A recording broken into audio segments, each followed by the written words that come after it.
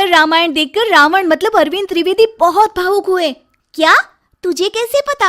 Hello app से। देख, ये है हेलो ऐप। जैसे ही आप हेलो ऐप डाउनलोड करते हो, ऊपर सर्च बार में हेलो ट्रेंड्स मिलेगा, जिसमें सभी ट्रेंडिंग न्यूज, वीडियोस, आर्टिकल्स मिलेंगे। उससे आप डे टू डे इन्फॉर्मेशन से अपडेट रख सकते हैं। ये तो बहुत अच्छा ऐप है। मैं अभी डाउनलोड करके खुद को अपडेट करती हूँ।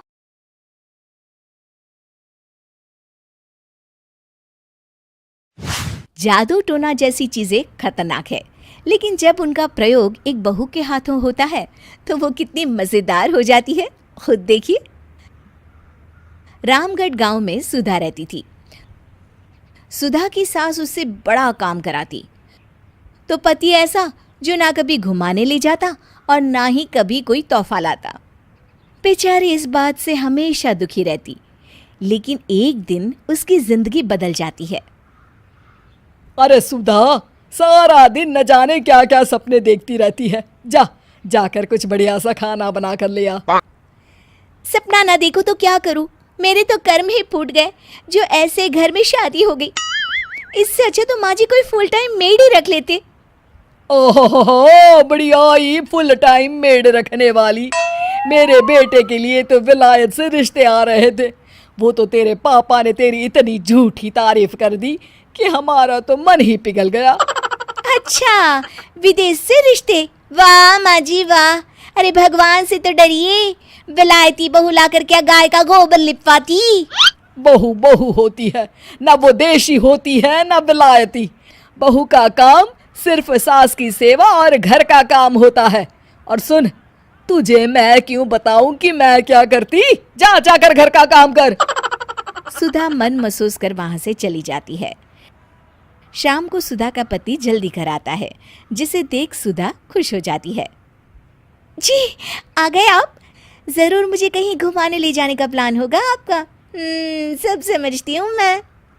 अरे नहीं भाग्यवान, घूमना क्या है, बस आज जल्दी बस मिल गई तो घर जल्दी पहुंच गया। अच्छा सुनो, जरा आज शाम की चाय के साथ पकोड़े भी तल लेना, बड़ा मन कर रहा है। सुधा पति की बात सुनकर पैर पटकती हुई किचन में चली जाती है। वो काम करते करते खिड़की के बाहर देखती है कि तभी उसे एक चमकीली सी कॉपी दिखाई देती है।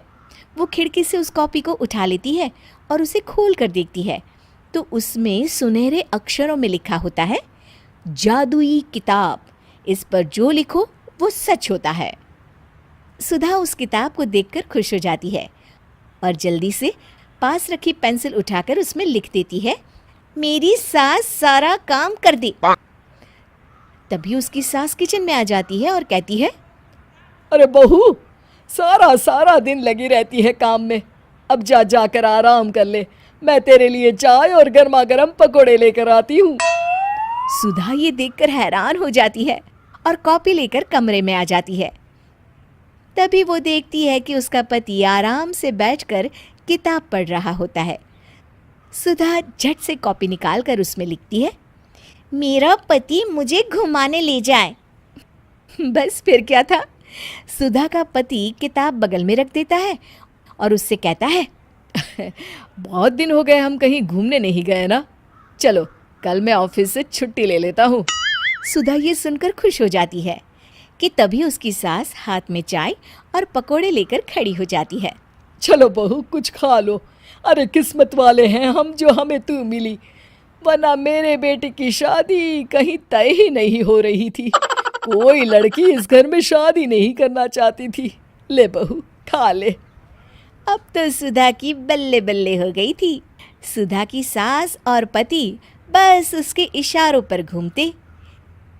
एक दिन सुधा को सास का हार पसंद आ जाता है। वो सास से कहती है, माँ जी कितना खूबसूरत हार है, क्या ये हार आप मुझे दे देंगी? ओए होए, बढ़िया ही, मुझे दे देगी? अरे तेरी माँ ने दिया है ना मुझे, जो मैं तुझे दे दूँ?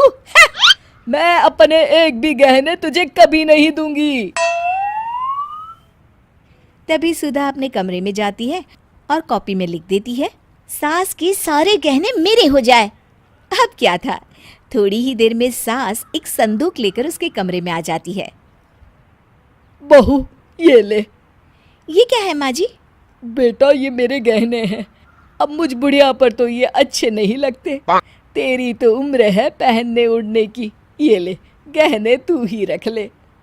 तभी सुधा की नज़र उस हार पर पड़ती है जो सासू माँ ने पहना है। और माँ जी, ये हार जो आपके गले पर है? सास हार उतारते हुए कहती है।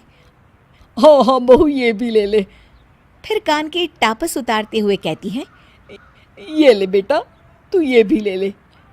फिर एक एक कर वो अपने सारे पहने हुए गहने उतारने लगती है। ये भी ले ले बहू, ये भी ले ले। सुधा तो खुशी के मारे बौखला जाती है।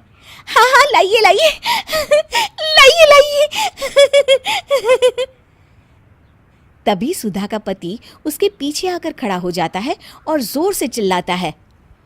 अरे सुधा, क्या हुआ? क्या लाइए लाइए कर रही हो? अरे जरा कढ़ाई में तो देख लो, सारे के सारे पकोड़े जल गए। तभी सुधा की सास भी उसके सामने आ जाती है। इस लड़की से तो एक काम ठीक से नहीं होता, दिन भर सपने ही देखती रहती है।